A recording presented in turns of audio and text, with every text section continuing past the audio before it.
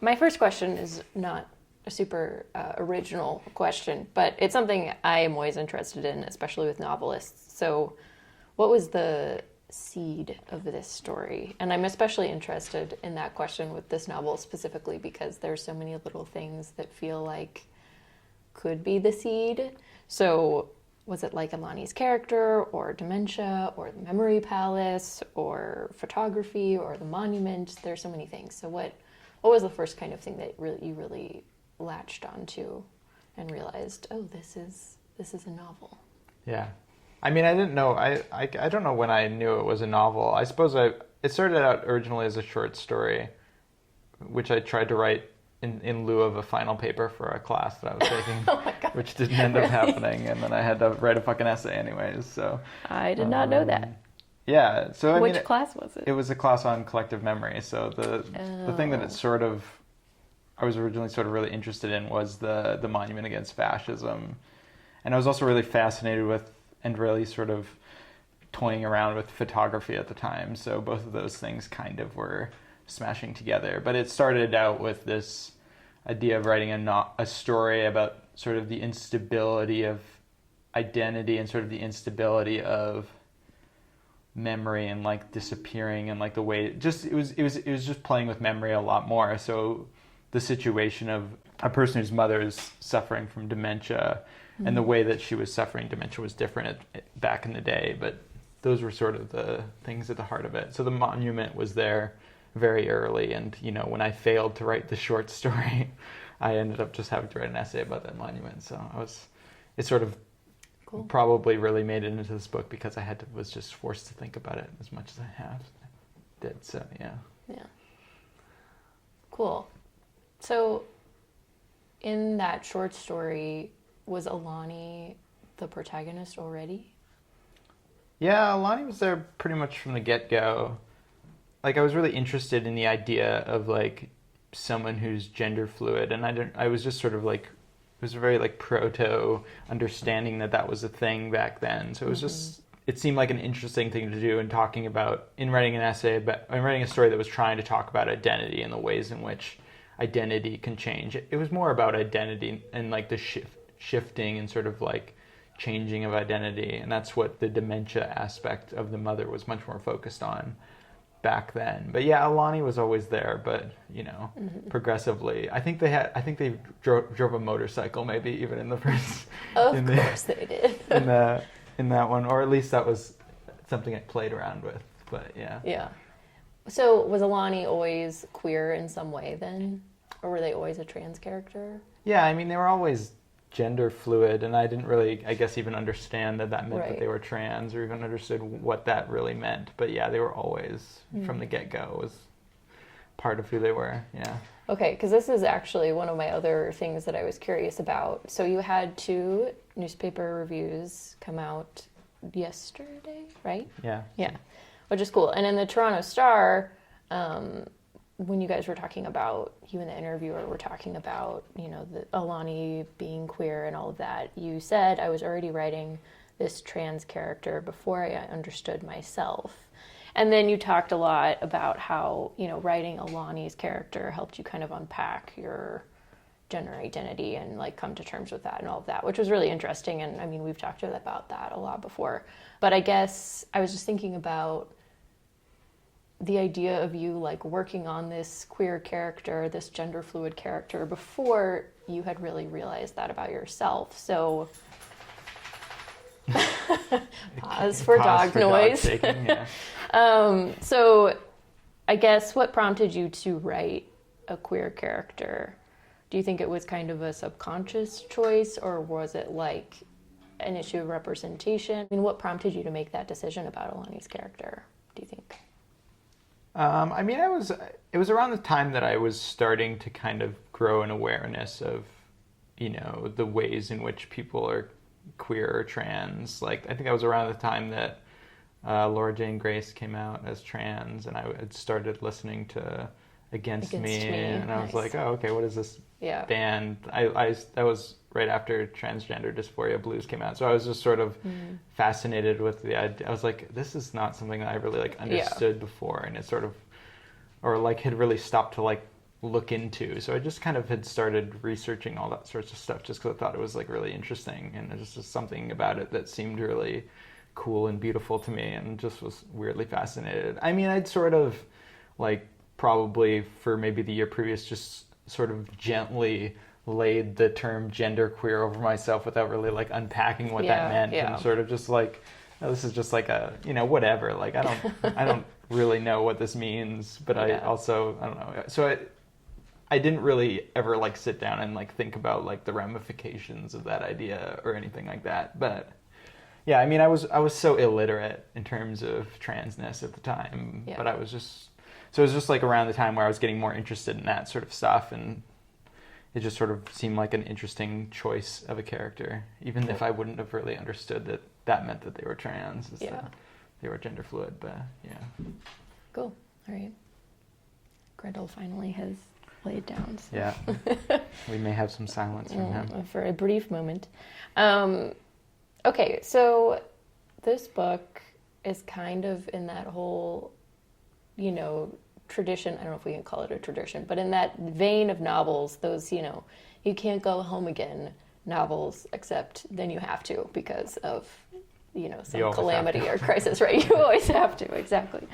But also, yeah, I feel like something I would like to hear more about that I haven't necessarily heard other interviewers bring up is just the concept of home and what that means to Alani. Because as I was reading, especially this version, this final version, something I was thinking a lot about is like Alani almost doesn't really seem to have a home. You know, this novel really follows Alani like kind of all over the place, like Germany, Winnipeg, Minneapolis, you know, and technically they live in Minneapolis and have a job and a house there, but it doesn't necessarily seem to be like Alani's home. So I was just wondering if you could talk about that and just your exploration of home and what it means to have a home in Vanishing Monuments.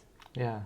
I mean, now that I think about it, you know, I think that's something that's been a trend in my life, in that Mine too. Yeah, I mean, very similarly. We're sort of, I don't know, I've always kind of felt weirdly in exile. Mm-hmm.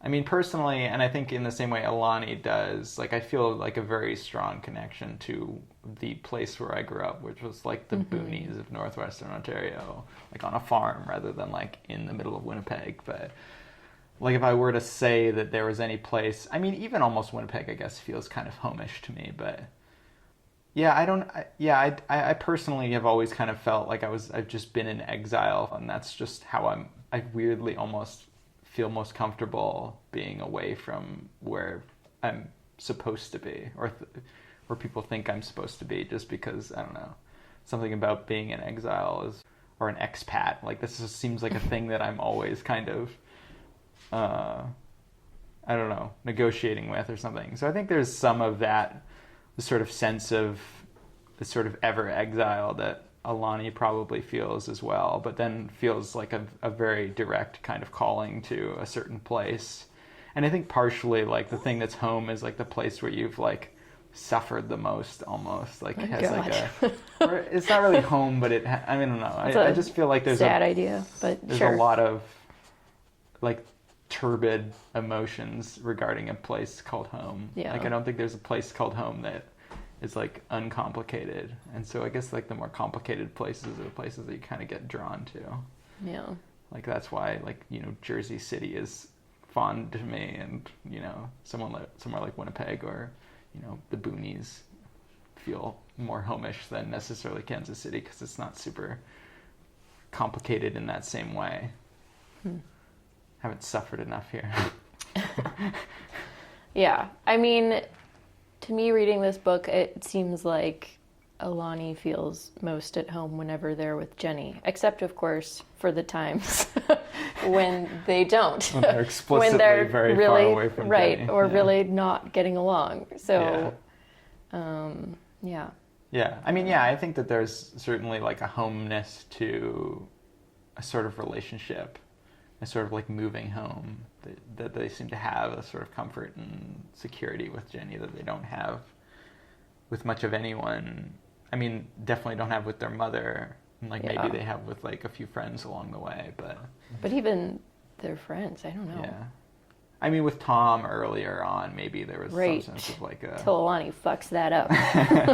Yeah. And there's a little bit in Germany as well, I feel like, yeah. Yeah, right, with the photographer there. Yeah. Yeah, I can see that.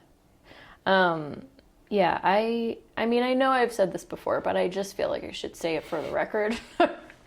I am never, ever gonna forgive Alani for falling out of touch with Tom. He's a lovely character. I have a big crush on him, and Alani just really fucks up. Yeah, well, yeah. And Tom is Alani's best friend from childhood. In high school. Yeah. Yeah, how long are they friends? Are they friends like as children? Or I kind of thought they got together as friends in like junior high or something. Yeah. They met probably when Alani was 15 or 16, I think, or around there. Yeah. Yeah, no, I mean early. Yeah, I think probably even earlier than that now I think about it. Because has to have been a little earlier. Yeah. Yeah. Well, Tom is the best. Yeah. Okay. Well, there'll be more of Tom in other books if they ever are released. Okay, that's good news. Spoiler alert. Yeah, that's excellent news. So something that we were talking about the other day, which I just think is interesting and I would like to talk more about, is this idea that the ending of the book, and I know you can't really talk about this in like a spoiler kind of way, but if you could talk about it from a craft point of view, I guess, a craft angle, this ending that is, quote, unsatisfying by design, which I think is really interesting. Do you want to talk about that? Why did you design it that way? I mean, I'll say that I think that it's unsatisfying by design, and other people might find it satisfying. I thought it was satisfying, for the record. I mean, I think there's just like a lot of, I don't know, I'm very interested in sort of art imitating life, and it's a very difficult thing with something like, I mean, this book is about someone who's going back home to try to kind of make amends at the point with their mother mostly, who is now basically unable to speak, and actually is unable to speak. Yeah. And so there's really not much... And also, like, really can't understand. Yeah, I mean, as far as anyone knows, seems to be unable to kind of process or understand the world much anymore. So, you know, obviously, like, this is the sort of novel where you expect you're going to go back and you're going to, you know, make your peace however you can do and then get out of there. And like, so some of the things that I was intending to do was to try to make a book that was satisfying in the sense that it was like emotionally satisfying, but there are all these things that we don't really get to know. Like, we never really like answer all the questions or really get a chance to fully understand their mother and fully understand all of these things that have happened, just because I feel like that is a much more common experience than being able to like go back and be like tie the bow on all these sort of traumas and like impossible to reckon with things. And I don't know, I think it was just really important to me that it didn't have some sort of falsely resolute ending. While I think it has a falsely resolute ending in a very intentional way, in a different way than it being an off key, I think it's, you know, I don't know. I think Alani got the resolution that was available to them. Yeah. And that's what I really liked about that ending. Yeah, I mean, that was kind of what I wanted it to be. I mean, you know, they kind of just had to come up with the closure that they needed. Yeah. And that's kind of, I think, oftentimes as much as we can ask of our lives, is just to make up and sort of clip things and make it seem like you can close a book on something, even if you'll never be able to get. Even if it's like almost your choice to close the book. Yeah. Like, okay, it's time to be done with this now. Yeah, I mean, that's kind of what I think it feels like at the end. Where, yeah, for sure. Yeah. Yeah, because there's that moment. I think Alani they like look in the rear view mirror or something, and then they like choose to look away. I can't remember now what they're looking at. I think it was maybe the memory palace or something. Yeah, I think it might have been the sort of smoky thing. Yeah. And then they choose to look away. Yeah. And I thought that was a really good moment. Yeah. Yeah. Okay. That wasn't a spoiler, by the way. No. I mean, it's a literary novel. You can't really spoil it. I think it's... Is that true? I guess. I don't know. I mean, with some novels, I don't know. I mean, there's the particulars of it I wouldn't necessarily go into, but obviously it's not, it's not a thriller that has like a twist. I mean, there are kind of weird little twists almost, but, It was the butler in the living room. Yeah, the butler the whole time. Okay, cool. So you went through, I think, like a lot of drafts of this book, and I know it changed structurally a lot, especially in the beginning. Yeah. So I was wondering if you could talk about that and just that like grading process of revision. The horrible I read process. too in one of your like newspaper interviews that you might like June better just because it was less of a pain in your ass. Yeah. Which I thought was kind of funny. Yeah. That's, of course, one of the fun things about a novel, I guess, is trying to figure out how to like wrestle it into a better form, but also it's, I mean, it's it could only be fun kind if of you grueling. succeed, I think. Well, sure, yeah. Yeah. So, just maybe talk about that. And also, if you have any advice to those of us who are still wrestling with our novels, if you want to talk to us, not me, I'm asking for a friend. Oh, but, of course. But, just in general. Crandall's writing a novel. Yes. He's really having some issues, It's a memoir, actually, but, he's still struggling with structure. Yeah. Yeah, I mean, it went through a lot of different iterations, and I think it was just trying to find the form that felt best for it. And a lot of the earlier iterations were very, very experimental in a different way than it ended up being. Like, it ended up being much less experimental than I thought it was going to be. But then I think it turned experimental in different ways because of that. Like, earlier on, it was like a collection of letters, or it was like an artist's notebook with like a bunch of different like ideas and stuff that were going on in it. And it just nothing really like was able to get me through to the end in a satisfying way until I had discovered the Memory Palace and like decided that there was a way in which I could use that structurally to like make the book make sense, or sort of like to guide the book by able to have this sort of... So I needed something. I knew I needed something kind of off and different to get me sort of, partially just to get me excited about it, but also to give it the sort of structure, because it is like a very nebulous and sort of vortex-y kind of book, and that there's a bunch of different sort of flashback sort of like scenes from like years and years ago and then now, and it's just sort of...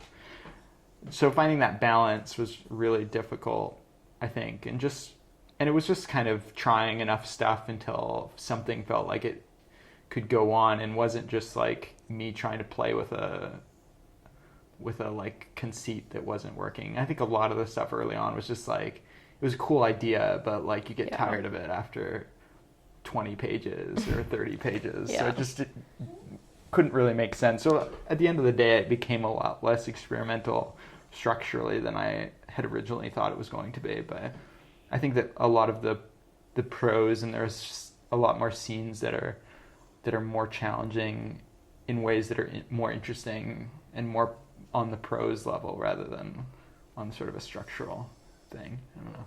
Does that make sense? Yeah, it does. And I don't have any advice except just keep trying, keep reading, just try to find the thing that makes sense for the project. Yeah. I knew that our dog was whiny, but this is really... Well, that's okay. He can be whiny. Speaking of reading, so you like to say that you are a terrible reader. And as a bookseller, I agree a little, but not really. But obviously, you go around saying like, oh, I never read, I don't read, I'm a terrible reader, blah, blah, blah, But obviously, this book is like chock full of references, and of course Ovid is like plays a huge role in this novel. So I was wondering, as a bookseller, this is of course something else I'm very interested in whenever novelists are giving interviews or whatever. So what were your influences on this book specifically? And how does your reading practice affect your writing in general? And also, why do you call yourself a terrible reader? Yeah. I mean, I call myself a terrible reader because I put down so many books, especially ones that I actually like a lot. They tend to be the ones that I don't finish. Really? I mean, the best books that I read, I mean, not maybe so much anymore, but at least like back in the day, like whenever I'd read something that was like super exciting to me, I couldn't read more than like 3 pages before I just want to write instead. Oh, So, yeah. Okay, that totally makes sense. I just would never be able to get through it because it just was like so like turned on that I was like, I had to go do something else instead. Yeah. Which is like a weird... I get that way too sometimes. A weird way to do it, yeah. No, but that totally makes sense. I mean, I think when you're reading a piece of work that you're really interested in, you're like, oh, I could do this, or like, I want to write something that speaks to this work, or my work is hopefully speaking to this work, and it's a very like motivational thing. Yeah. So that's why I think I'm a terrible reader, and I just have a really bad attention span. I'm just really bad at like sitting there and doing it, even though it is always like the thing that gets me. Like when I'm reading the best is usually when I'm writing the best, and when I'm not writing, it's usually I'm not reading very well. But for this book, I don't know. There was a lot of, I think, things down the line. I mean, something like Ovid was weirdly not super inspirational necessarily, but was really helpful for the book. Mm-hmm. But there was books like Rachel Seifert's The Dark Room, which is this sort of collection of novellas about like contemporary Germans, or not really contemporary Germans, but like German civilians affected in different ways by World War II. So there was like one that was like right during like when the bombings of Berlin started to happen, who was like a photographer's assistant. And then there was after the war, like these Germans in East Germany trying to get to West Germany to avoid the Russians. And then like years and years later, like in like the 80s or 90s, like someone realizing their like family's Nazi past and like looking at that. So there was a lot of that. That was something that was really inspirational in part to the structure as well, because the earliest draft of this novel included other novellas from other people's points of view. So there was one for Tom, and there was one for Jenny specifically, and there was also one for Hetty, but that maybe will never come to light in any sort of form. But so that was sort of a big thing. And then even just like something like All My Puny Sorrows by Miriam Toews, just because of... So good. Yeah, just because of, I mean, more justification to the fact of like, oh, Winnipeg is a place you can write like a really good novel about.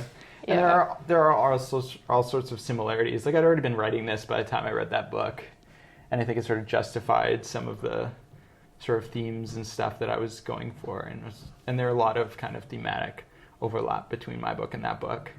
And like just the way that she writes kind of like interactions with strangers, I think led me to a lot of the sort of softer moments in the book in a weird way, at least when it comes to like interacting with like random people in Winnipeg. Like there are a few scenes throughout the novel where Alani is interacting with someone for the first and only time, like the bus driver, and like Blaine, the old man. Yes. Yeah. Oh, he's so cute. Yeah. So there's all sorts of little moments like that I feel like are interesting, inspired by that. Yeah. And then I think just like all sorts of moody people, like Thomas Bernhard or something, just because it's a very moody kind of in your head kind of book. I don't know. Yeah. Voicey thing. I don't know. But it's hard to really pick because I've been writing this since 2014 or something. Yeah. So it's been a while. It's been a lot of books I've read since then, sort of. Yeah. Yeah. Cool. What are you reading right now? Nothing. I just started Sharks in the Time of Saviors, which maybe I'll actually read. I don't know. That looks good. Yeah, I've heard good things. So yeah, we'll see. Cool. Well, all right. Thanks for interviewing me. Yeah. Yeah. Later. Anytime.